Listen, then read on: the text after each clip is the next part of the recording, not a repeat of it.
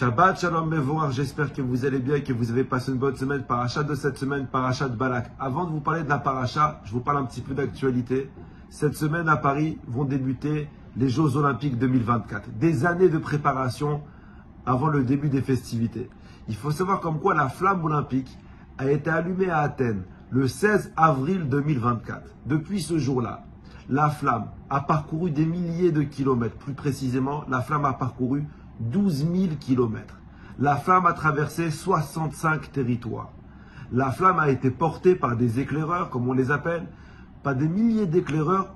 Plus précisément, 10 000 personnes ont porté la flamme olympique. Et malgré le froid, malgré le vent, malgré la fatigue, chaque éclaireur avait pour seule mission de porter la flamme et de transmettre la flamme à une autre personne afin qu'il la porte à son tour. Maintenant, imaginez-vous la scène. On arrive au début des Jeux Olympiques. Le dernier porteur, le 9999e porteur, on lui transmet la flamme. Imagine-toi, je ne sais pour quelle raison, il ne veut pas la porter. Peut-être qu'il est fatigué, peut-être qu'il n'a pas le moral, peut-être qu'il n'a pas envie de se lever. Est-ce qu'il a le choix? Des millions de personnes le regardent. Des milliers de personnes ont fait le déplacement que pour le voir allumer le chaudron olympique.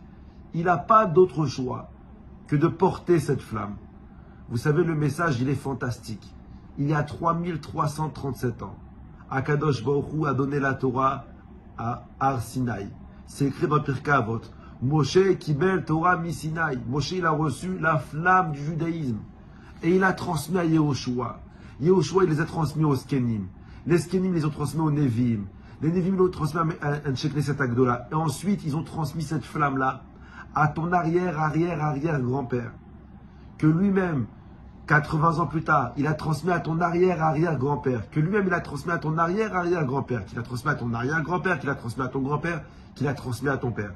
Et comprenez, cette flamme du judaïsme, elle a transcendé les époques, elle a transcendé les difficultés, les persécutions, la Shoah, les pogroms, l'Inquisition.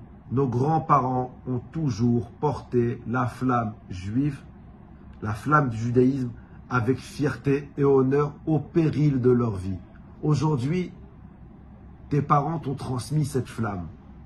Cette flamme, elle est dans tes mains. Alors, tu n'as pas le choix que de la transmettre à tes enfants. Alors oui, c'est possible comme quoi, il y a des fois on est fatigué de porter cette flamme. Il y a des fois on n'a pas le moral de porter cette flamme. Mais comprends qu'il y a des millions de personnes qui ont porté cette flamme et qui attendent qu'à ton tour, tu la portes et que tu la transmettes. Transmets cette flamme du judaïsme.